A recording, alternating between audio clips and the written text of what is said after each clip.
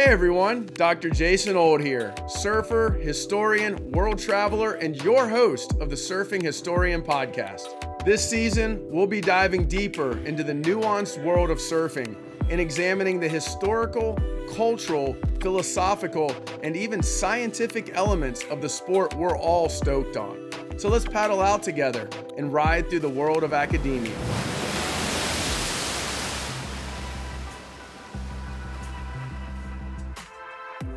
This episode is sponsored by Face Stuff.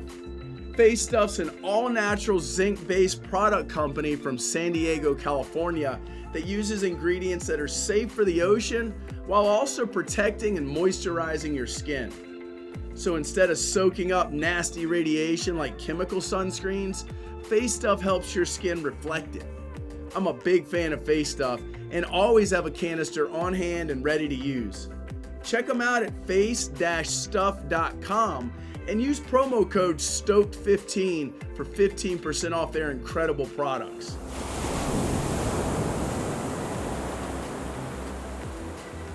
Joining me today from Houston, Texas is Dr. Krista Comer.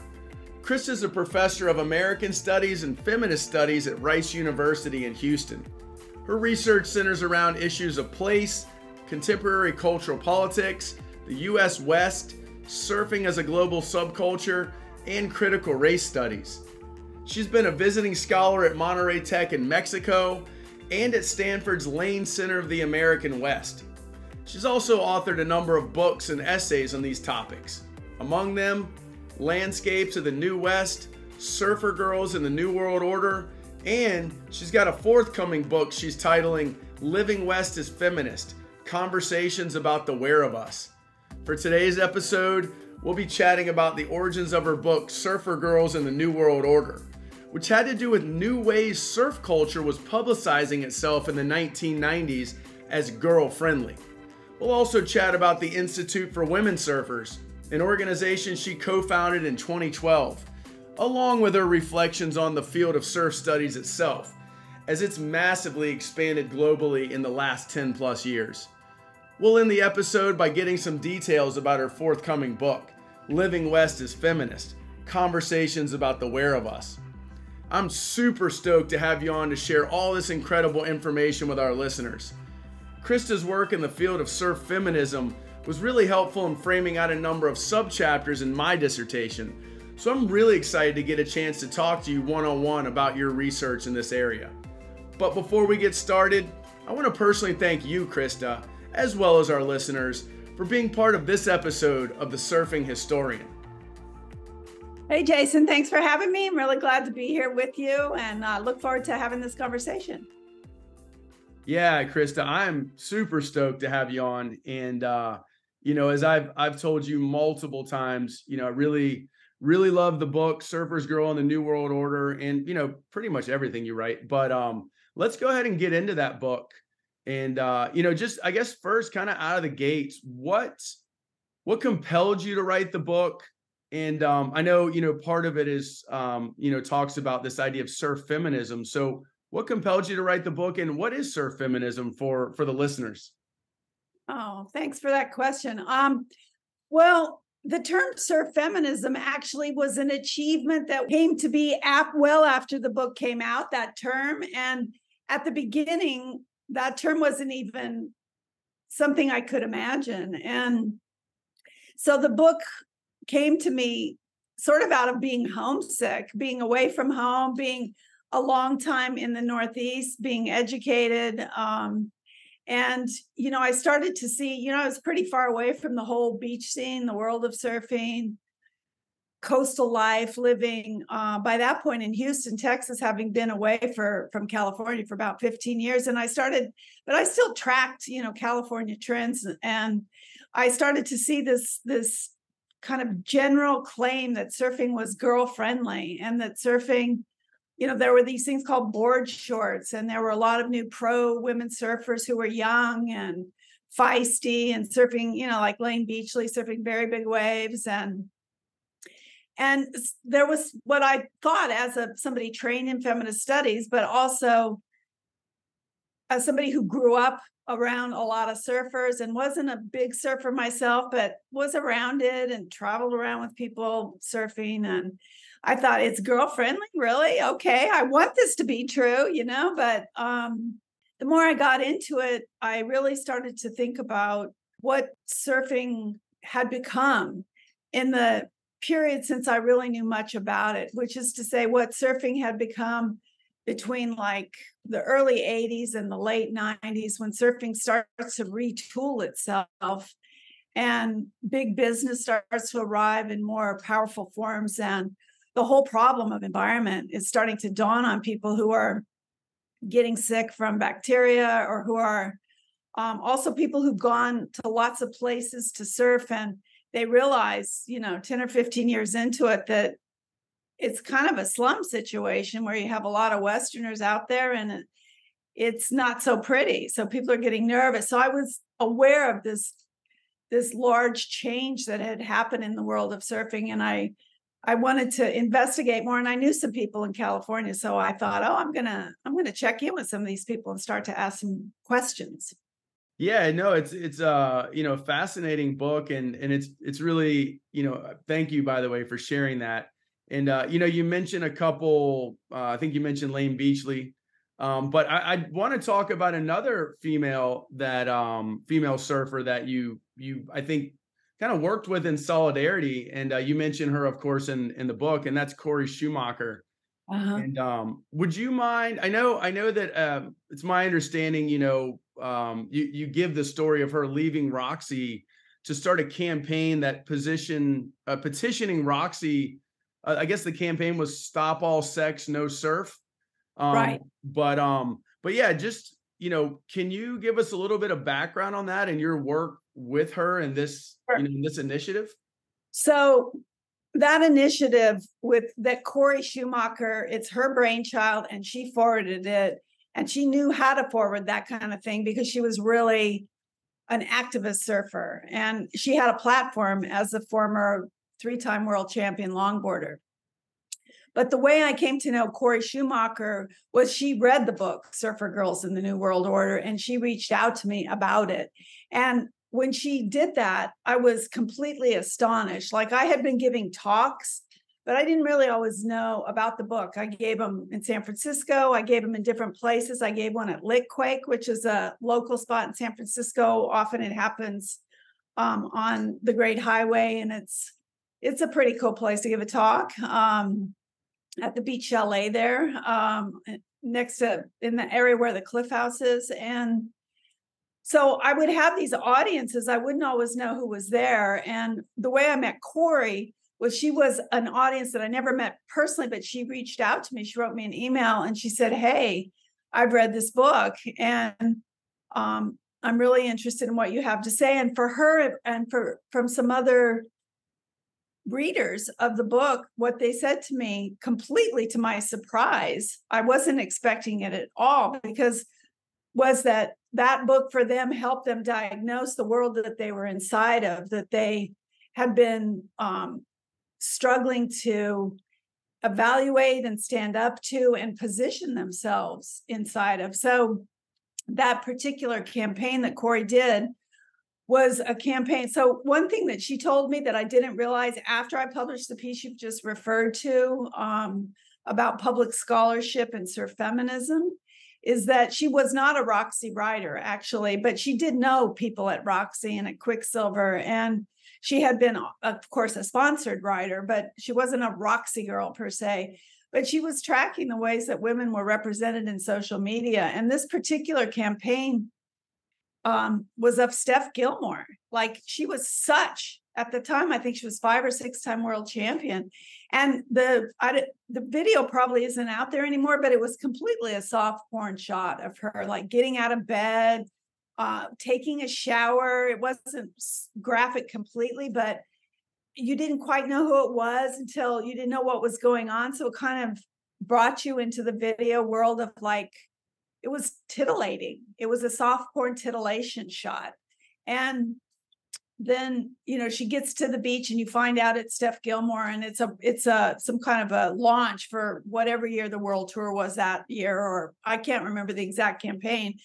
But people were astonished that Roxy thought that this was a way to promote women's surfing, because there was no surfing by the world champion. There was just her romping around in her bed and then getting naked. It's like, what in the world? How is this brand that's supposed to be the face of girl-friendly surfing? What kind of...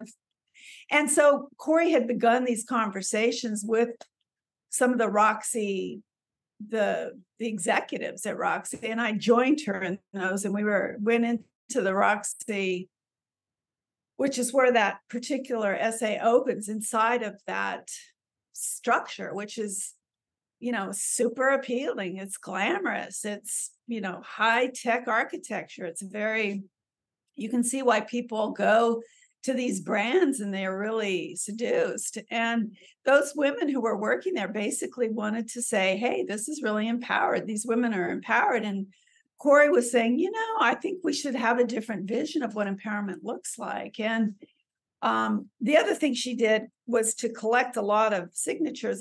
I think she got 10,000 signatures on this campaign, and it was quick and fast. And I hope that at some point she does something with this document, because so many people signed onto it and made comments, and they said things like, hey, my granddaughter surfs. I really don't like to see these videos of no surf, sexualized female bodies as a way to promote women surfing. Like, hello, is anybody going to give some action shots of women in surf? So, but I think one of the things to say about the term surf feminism, to come back to that, is that, so in the book, Surfer Girls in the New World Order,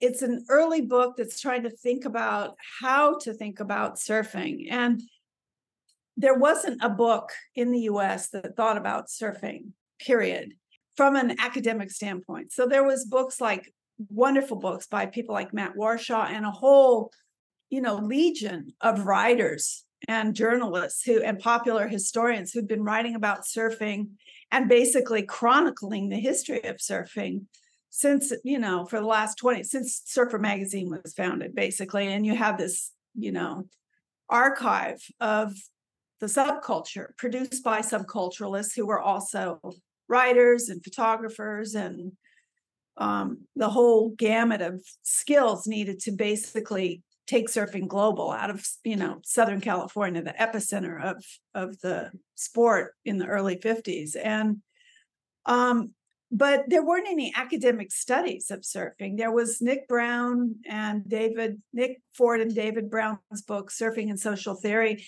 And that was recent, but there wasn't anything. And my way into it was through thinking about women and women's participation. So it is a book about women in surfing, but it was about thinking about the subculture and the business of surfing from a feminist political economy perspective. So not just thinking about women surfers, quote unquote, but thinking about the way that gender organizes the world of surfing everywhere. And that the images of women, which surf magazines largely produced in a pretty narrow way, to always be young, heterosexy, in bikinis, and the famous reef ads, which are always kind of a G-string kind of shot of women, to do that over and over and over. So all of this profit basically accruing to a very select small group of men who are making all the money. And so that was part of what the book was about. And it interviewed women, it had an international dimension.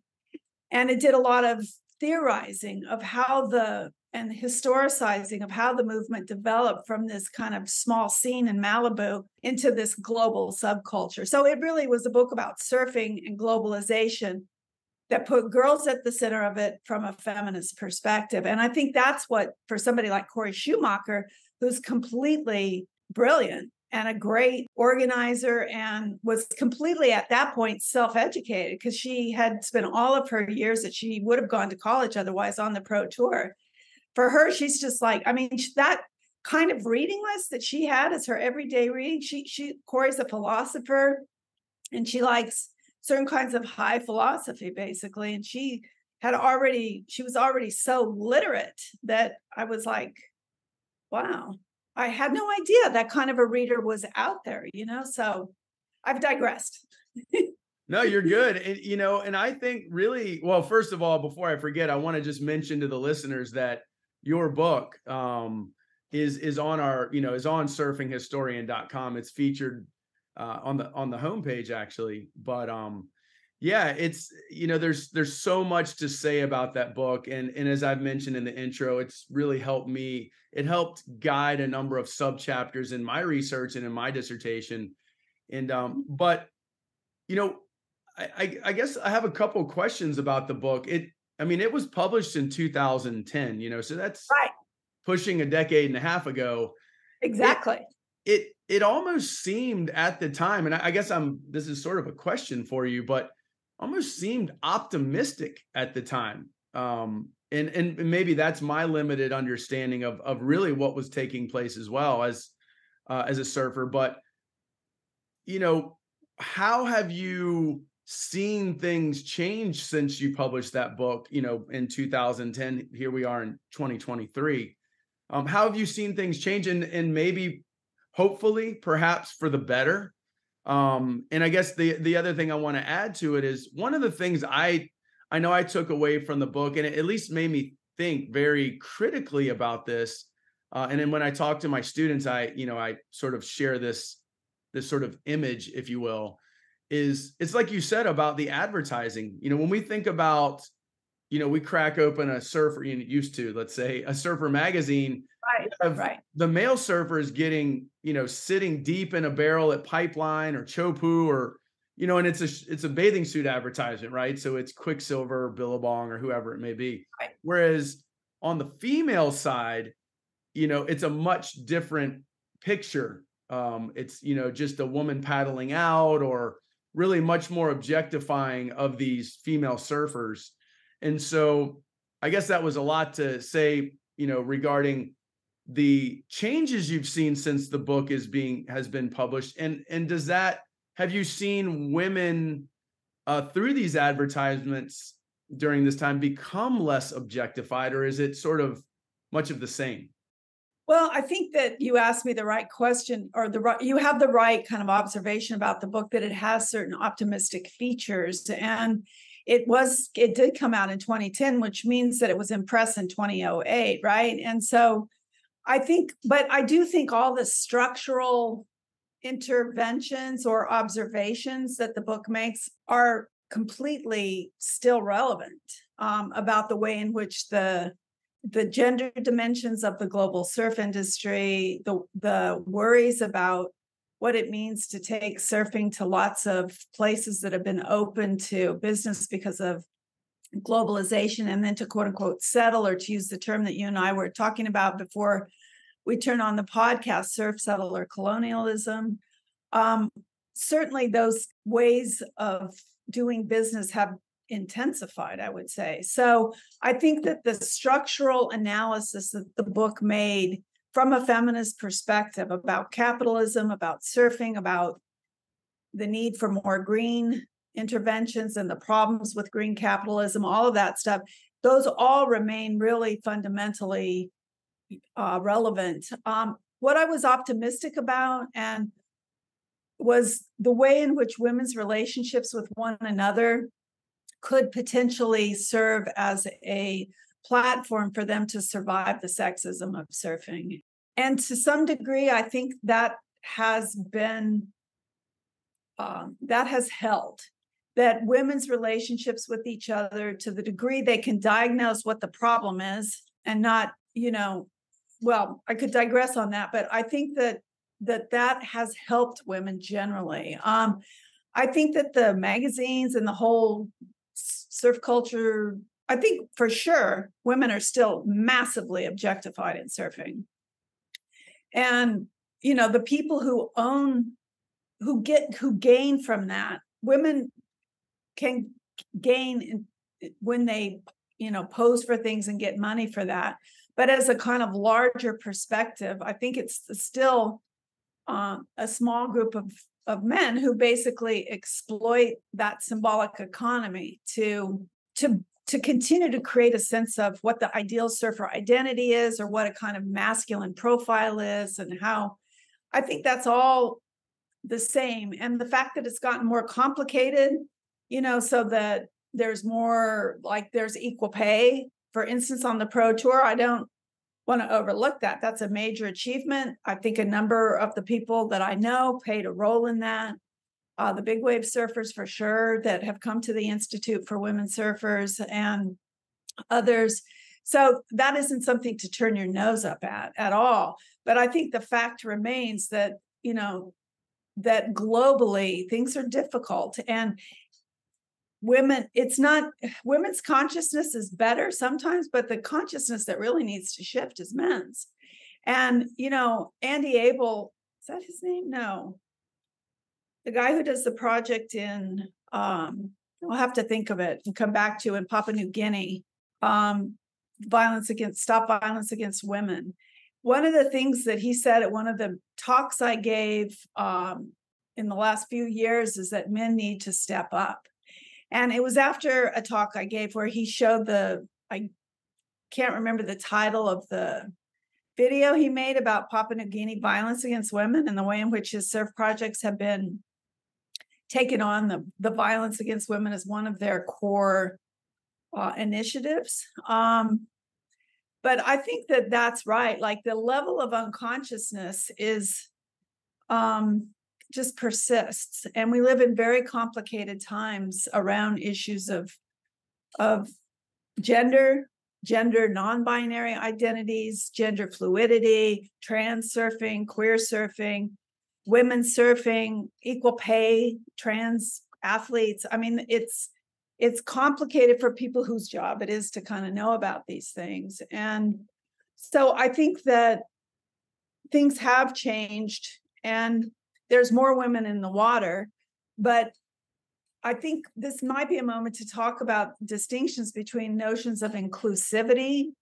and notions of justice, because I think that the projects that I feel most interested to support, and there's a lot of good projects out there by younger women and younger feminists. I'm thinking of Daughters of the Sea, which came out of the Institute for Women Surfers in Wales. And that's a wonderful project that basically puts a spotlight on cold water surfing and hashtag Rise Fierce. And some of the women who are part of that whole scene, those are hardcore feminists. Like they stand up against a lot of violence against women. Like you would be surprised the amount of drama. Well, I shouldn't put it that way. The amount of violence that happens in surf organizations. And like there's the kind of conversations that we've had through the Institute for Women Surfers in places like Wales has been very eye-opening about the range of ways that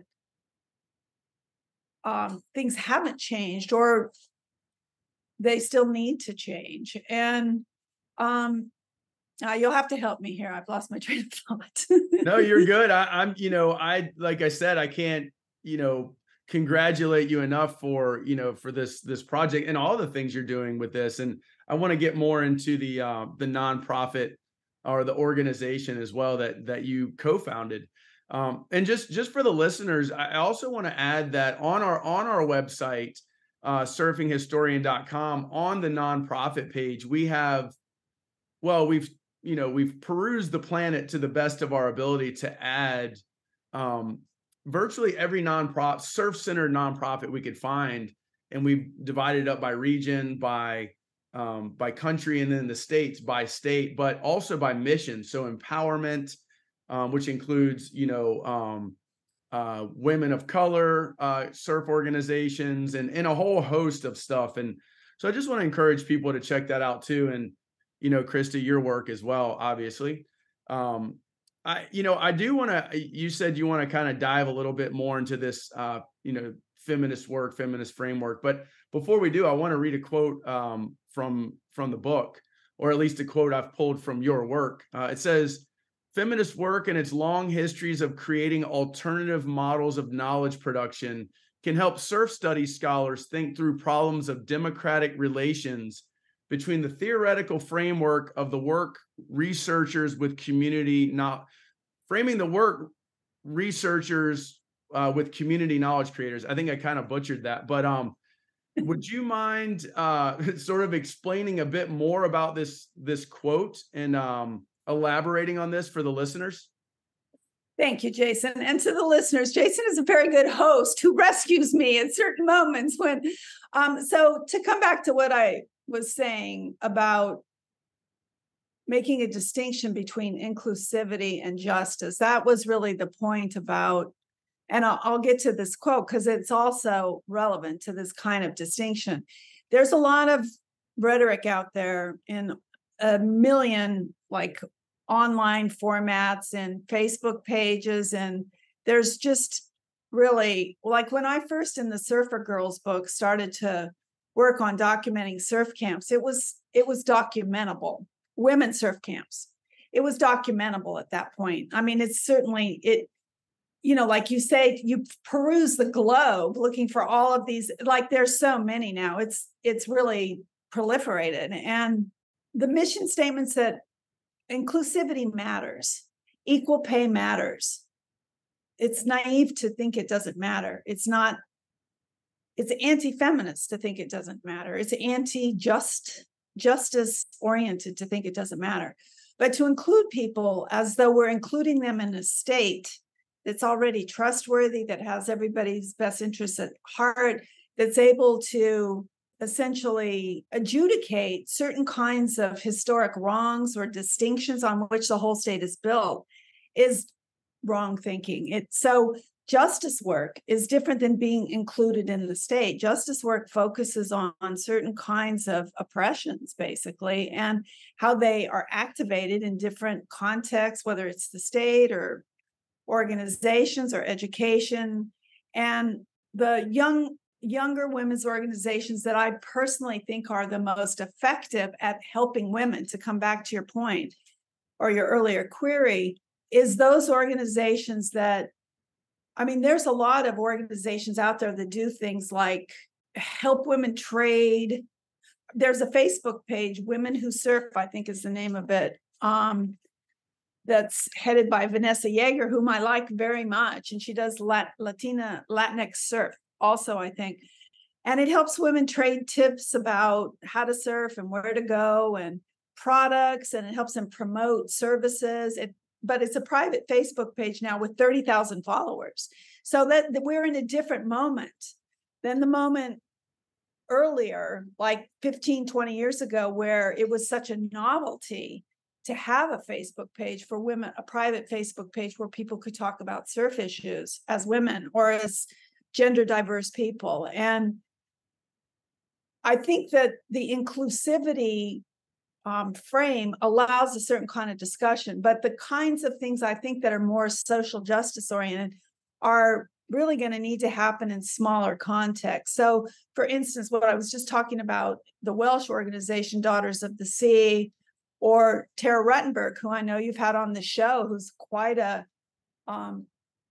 think she's a very clear thinker about decolonial surf tourism, about decolonizing tourism, about Central American gender relations and gender politics. She's her thinking is pristine and very good on these topics. And she runs something called Tarantula Surf. Yeah, exactly. And there's another group called seatogether.com or .org, but it's by Brianna Ortega, who it's also a kind of small group of people, and it does have the language of inclusivity, but it's behind a kind of justice framework. And so these are not the same kinds of initiatives.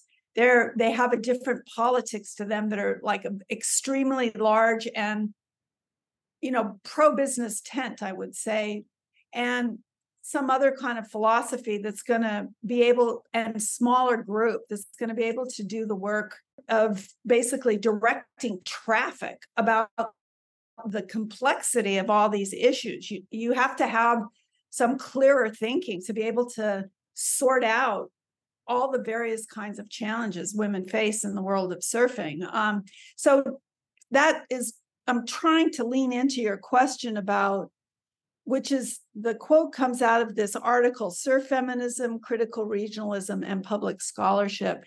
And it's an article I wrote having already, the book comes out in 2010, and then I have like 5 or 6 years of doing the Institute for Women Surfers in a pretty dedicated way, which is this public humanities organization dedicated to education and feminist education that's small, that's relational, that is dedicated to issues of justice, that's trying to think about a difference between women's equality and women's liberation. All of these things we could, if we were talking for a couple of weeks, we could unpack all of this. Absolutely. Yeah. And by the way, just, you mentioned, first of all, Tara was very helpful. Just a little shout out to her, of course, helpful Yes. framing that for me, that concept of surf settler colonialism. And I know there's others that have written about it, but yeah, Tara's work was very helpful with that. But kind of back to what you were just talking about, the Institute for Women Surfers, you mentioned Brown Girl Surf. And I have here, I've just pulled up, my surfinghistorian.com. And we've got, Babes on Waves, Bitches and Barrels, Brown Girl Surf, Black Girl Surf. So there's a whole host of these, what seem to be women empowerment organizations. And I know, like I said, you mentioned, in the article that we're talking about now, you mentioned Brown Girl Surf and some other organizations. But yeah, absolutely. I would love, and I'm sure the listeners would too, love to hear more about these organizations and really what lies at the heart of this Institute for Women Surfers. So, first of all, on the phrase settler surf colonialism or surf settler colonialism and Tara Ruttenberg, I know Tara has been working in this area for a while, but this is a concept that I directly want to credit to Dina Julia Whitaker, who showed up at the Institute for Women Surfers as an Indigenous woman, surfer, feminist, scholar, and really began to help all of us understand the links between settler colonialism and specifically masculine settler colonialism. Yeah, exactly. And surf territorialism. So I know that Tara gave a talk that year. So there's a lot of different organizations, of which you've just named a number of them. And to bring it back to the quote you were thinking about, us talking about feminist work and its histories of creating alternative models of knowledge can help surf studies scholars think through the problems of our own democratic relations in the theoretical work we do as researchers with community knowledge creators. So for me, I have learned so much from people like Surf Sisters, Black Girls Surf, Brown Girls Surf, women of color surfers, and their enormous generosity, and Corey Schumacher, and Dina Julia Whitaker, who is Colville. She's from the Colville Federated Tribes, but raised in LA. And what that kind of vernacular or community engaged expertise brings to scholarship is critical for us to make sure that we, for instance, don't colonize the work that we're privy to when our quote unquote informants talk to us informally. If they talk to us informally and we don't figure out a way to write explicitly about they've given us these ideas, not just like context, but concepts, which are supposedly the province of scholars, like that, we get a lot of that, at least in my work as feminist work, as deliberately engaged research. I'm getting that from them. And I consider one of my acts of accountability to all of those people who are helping me to make sure that I name them and support them.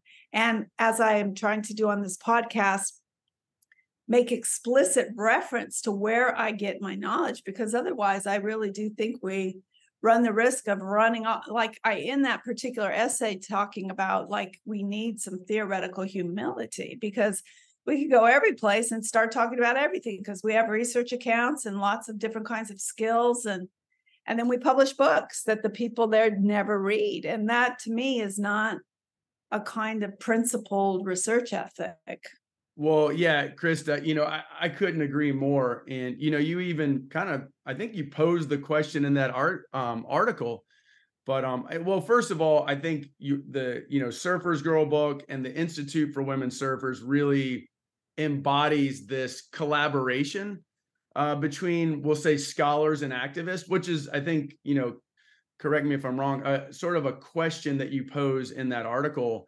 And so it does seem at times we sort of wall ourselves off and write these books and articles that only, sort of preaching to the choir, so to speak.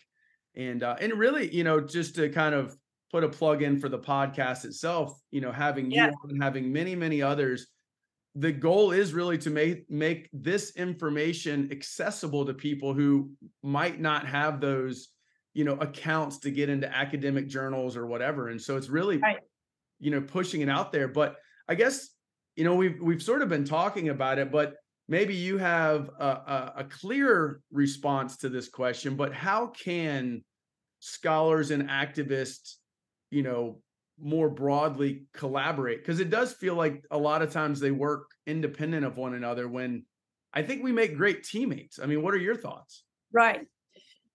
So I agree with you that the podcast is an opportunity to have conversations that bring different constituencies in the world of surfing into some moment of talking to one another. When you look at a lot of classic surfing get-togethers, a lot of them over decades have been this kind of mix of industry people, journalists, surfboard makers, pro surfers, celebrity surfers, and people who write about surfing, right? And I think in many ways that's a great model for how, and I've gone to many conferences like that in New Zealand, in Australia, in Santa Cruz, in San Diego. I think those are really valuable occasions for those kind of conversations to take place. I have to say, when I've gone to those kinds of events as well, depending on who organizes them, you see all of the strains or the tensions in the surf world active. You see who seems to have the media that get the most promotion. You see, I mean, I remember one conference I went to when I was actually a visiting scholar at Stanford. So I felt fairly decently credentialed at that moment, and I just felt like, I asked one of the women later, I said, what was going on? She goes, man, that was a bro out. And I was like, that's how it felt to me. I felt really out of place. And I was like, whoa, am I just I don't know. It was just really, so the tensions that exist in surfing and surf organizations are real. And I want to say a couple of other things about that. One of them is that when we think about surf organizations, I mean, we're talking about globally, things like Surfing England, Surf Scotland, these kind of big words, Surfing Wales. I remember one year at the Institute for Women Surfers going to one of our Welsh trainings, and some of the Welsh men got wind of what we were doing, and they were so misogynistic on open Facebook pages. They talked about me particularly as being old and ugly. They talked about, all this stuff, and it was because we were having this meeting of the Institute for Women Surfers, we weren't even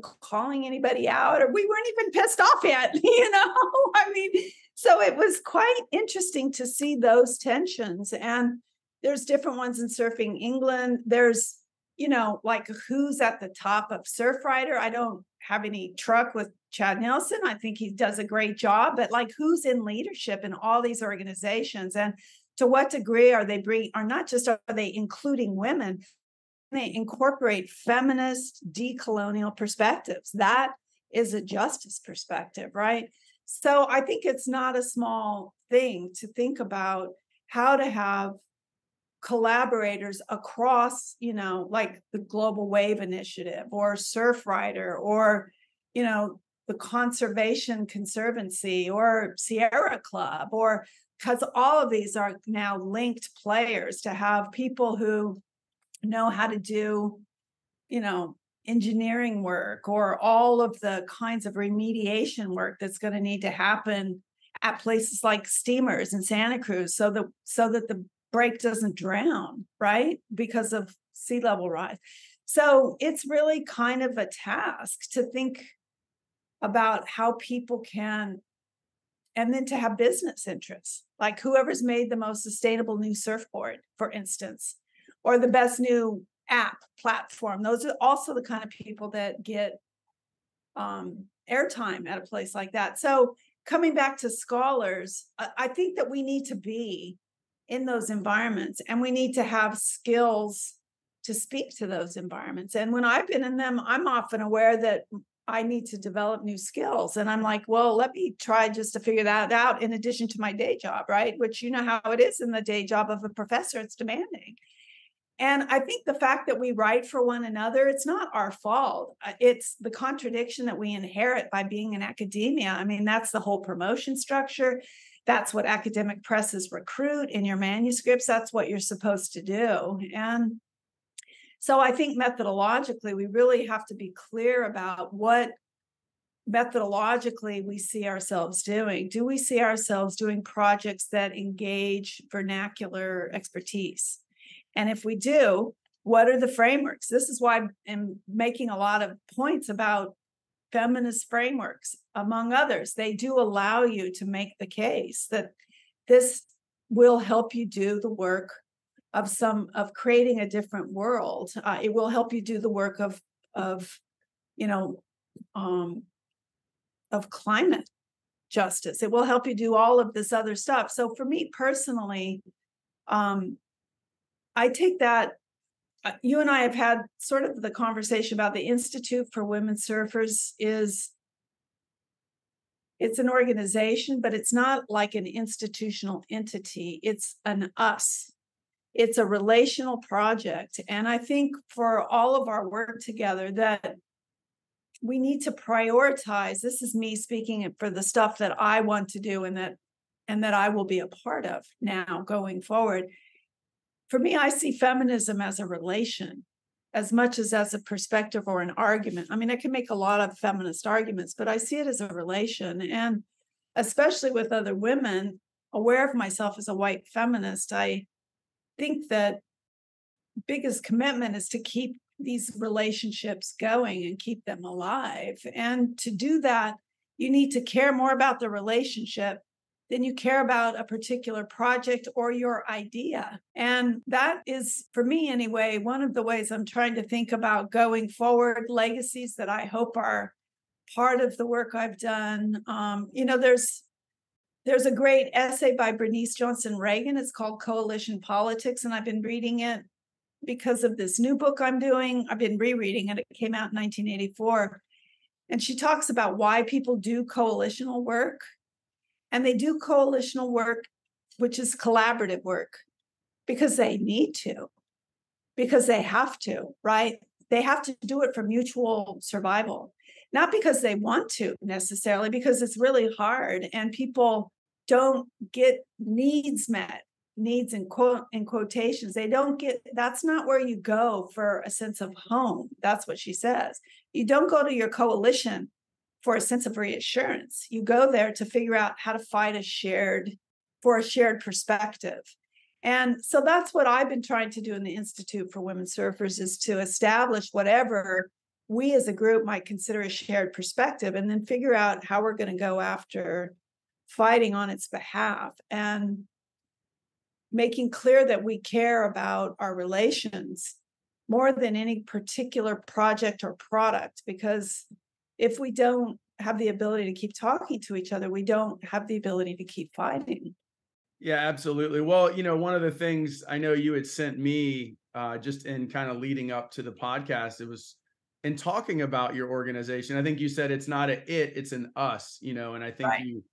you just reiterated that. And that's, I think the relationship building or the relationship element of it is, at its, should be at its core. So I think, I commend you again for this effort. And as you were talking about some of these events around the world, I'm thinking about the global wave conference of 2020, which, I know you weren't there. Wish I would have met you back then. It was It over was in Australia, in right? Australia. On the Gold. Yeah. Right as COVID was ramping up, or on that in that side of the planet.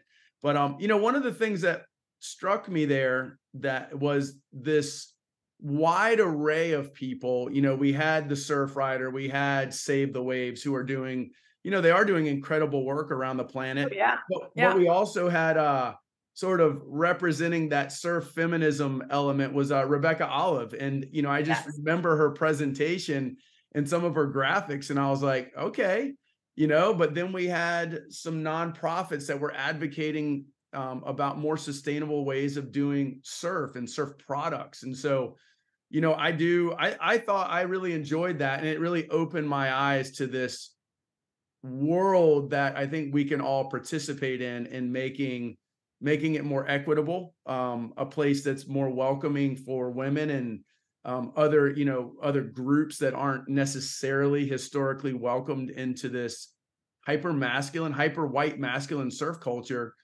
Right. And so, your efforts and others, like I said, that's why I, proudly put these on the website, because I want to create a resource for people to get involved. And so, so again, I just want to commend you for that. And you started to allude to it a little bit. So I think this is the perfect opportunity to segue into your new book project.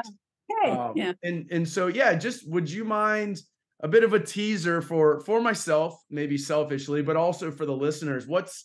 Tell us about it. What's this new project all about? This new project comes out of many years of knowing people who are working as scholars on the US West, which is one of my areas of interest. And I've written a lot about the US West. And so I know a lot of feminist scholars who work on the US West and therefore put the concept of place someplace central in their work. And so, notwithstanding that fact, what I notice anecdotally over the years is when you have conversations with people about their relation to place, it's slippery. Like, what is my relationship to place, and what is my relationship to place as a feminist? And so this project puts that question at the center of what we're trying to figure out as a group. And it's for me, it's like the Institute for Women Surfers. And I learned from the Institute for Women Surfers and people like Dina and Indigenous relationality as a kind of framework and methodology. So as a group, how do we see this question? And one of the ways I wanted to take up methodologically the research was to go to a place that people love and to have the interviews in that place. So my husband, whose name is Jose Aranda, is Chicano studies scholar here at Rice. And I drove last summer and the summer before about 15,000 miles all over the place, talking to people at a place of their choice about their relations to place and to feminism. We talked to, and I have a blog. You can look at it, feministwest.rice.edu, I think is the website address. And it's about to come out as a book. I'm in the final stages of revision, but it's about relationality. It's about feminism as a relation, and it's about our relationships to place, which is, one of the things I always loved about surfing and that I talk about in the surf book is the way in which place is central to people's sense of what they're about, their identity, even if that place is linked to other places. So you have a home break, but it's linked to whatever other breaks that mean something to you, and that then also means something in the world of surfing historically. And So this book is going to be an interesting book because the other thing I've asked people to do, you'll appreciate this, Jason, in the context of our conversation, is to speak about themselves as younger feminists. Like, what were they like when they were 14 or 16? And I think as scholars, we get trained away from talking about ourselves as before we became all the way educated or became, and, I take my lead from people like Sarah Ahmad, the Feminist Killjoy blog, but also from people like Cliff Evers, whose work I admire very much. And he talks about in Notes to a Young Surfer, how he came into consciousness as a young surfer who understands himself to be part of a masculine settler presence and a lot of surf breaks. And he was one of Rebecca Olive's advisors. And Rebecca, you can see how much, Rebecca's work in Australia and New Zealand, she's such a team player. Her work on ecofeminism is so available in so many ways. She really goes to bat. And what she won't say that much publicly is how much heat she takes for that. Actually, it's not cool. You have no idea some of the stuff that happens to some of us and that has happened to me in various kinds of Institute for Women Surfers contexts. It's really threatening, actually. But she's, she really goes to bat, and she's extremely mindful of working with her collaborators. I can't say enough positive about her. And also, while we're talking about people who've been collaboratively just brilliant and generous, Lisa Hunter, who's at the University of Frankston in Melbourne. I think that's right. I probably don't have that quite right. But anyway, they've written a lot on surfing, gender, sex, sexualities. And also in the Welsh context, Lindsay Studley, who's a PhD student who finished at Cardiff in geography, who studied the Global Wave Initiative, and the activist Danny Robertson from Surf Senoritas. She's just hardcore, like she goes to bat for people. So yeah, there's a lot of good people out there, and I take heart in our relations with one another. I do think that in a complicated, we've just seen in the US the Supreme Court decision that just came down 10 minutes before we began about, discontinuing affirmative action. I live in Texas, you live in Florida. Like, there's a complete assault here on DEI initiatives. We're talking about inclusion, and inclusion, not even as justice. And in Texas, DEI is now needs to be scrubbed from universities that aren't, I'm at Rice University, it's private, but I think it all comes back to bring it around to, and also talking about living West as feminists, to us as scholars, talking more about ourselves and being skilled at being able to not abstract ourselves from the work, because that is the work of disassociating from the knowledge that we actually are producing and not being accountable to our authority. So I think the feminist act is to not disassociate. Yeah, and you, first of all, obviously, shout out to Rebecca, as you said, she's doing amazing stuff, and I'm pretty sure she still has her podcast going. So yeah, by all means, all of those who are listening around the world to this, please go check that out. She's doing incredible stuff, as all the other individuals that Krista, you mentioned. Like, by all means, to the listeners, there's some amazing work taking place around the world in these areas. So and one of the things you said about she and others taking heat, as I feel, like I'm somewhat of an advocate as well, albeit as a male, but I've taken heat as well.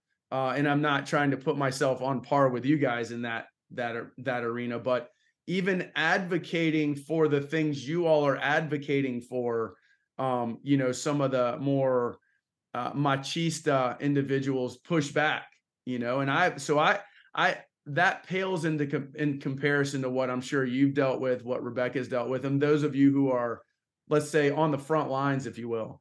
And one of the other things I wanted to sort of come back to that you mentioned was, you mentioned sort of like a teenage feminist, for example, the pre-academic, if you will.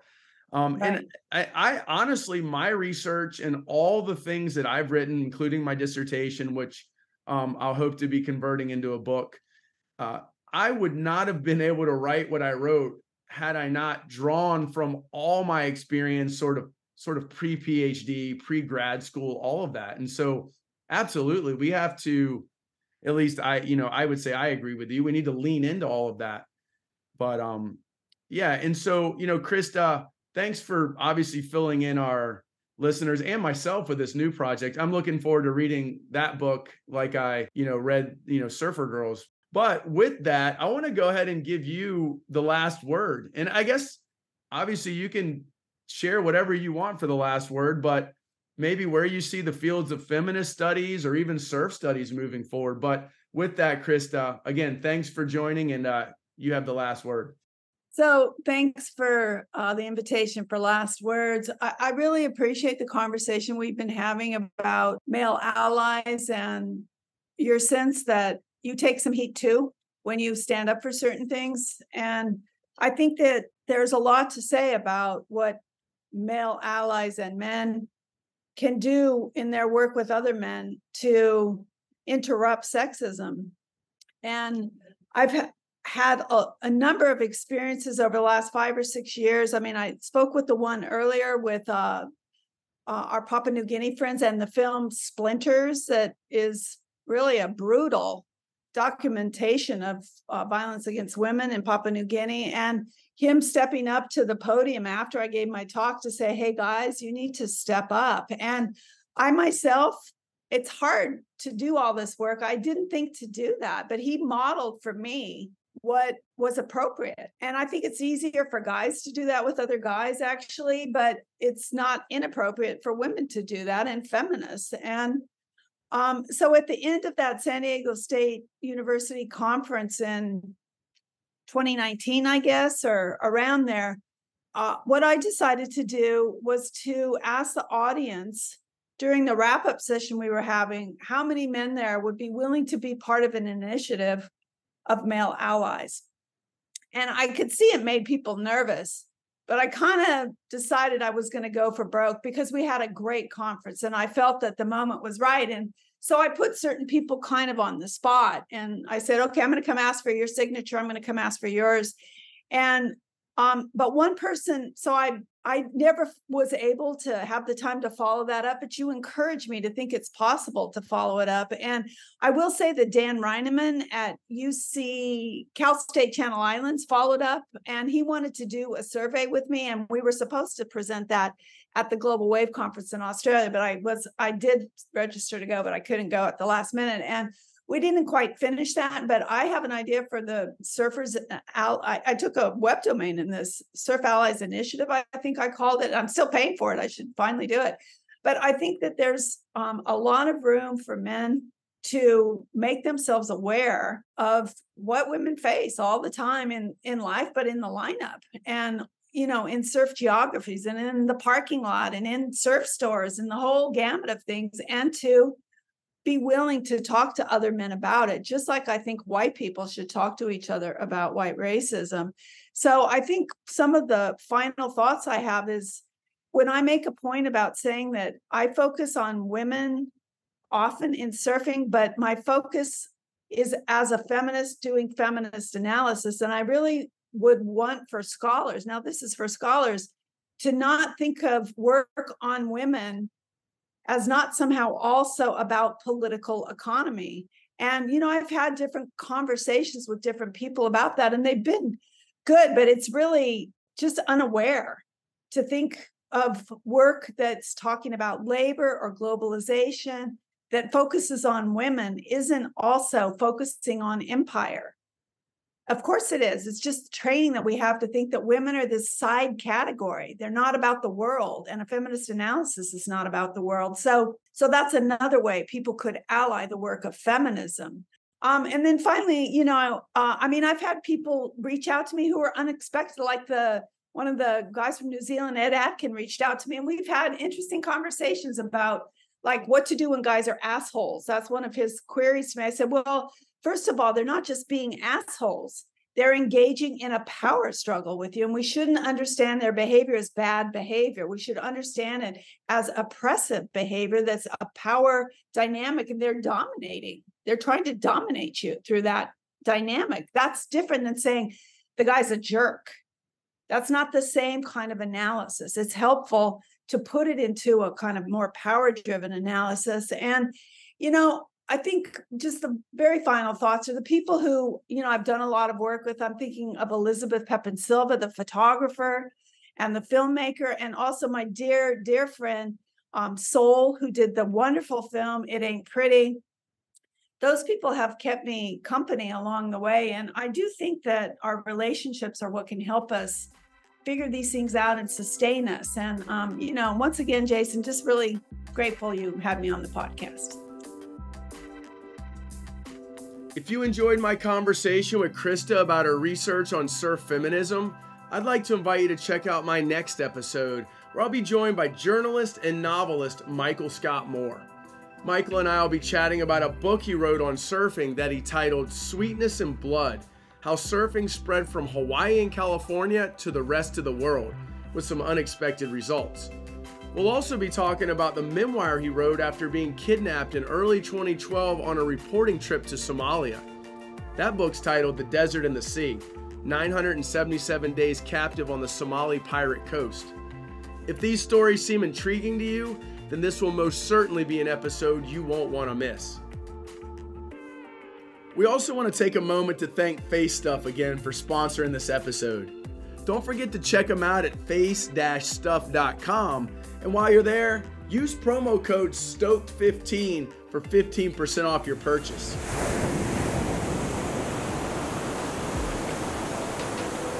Thanks for joining us for another episode of The Surfing Historian. If you're stoked on these conversations, be sure to share, like, and subscribe to never miss an episode. And don't forget to check out our killer merch at surfinghistorian.com. Proceeds go to help keep this amazing podcast going strong. Until next time, stay stoked.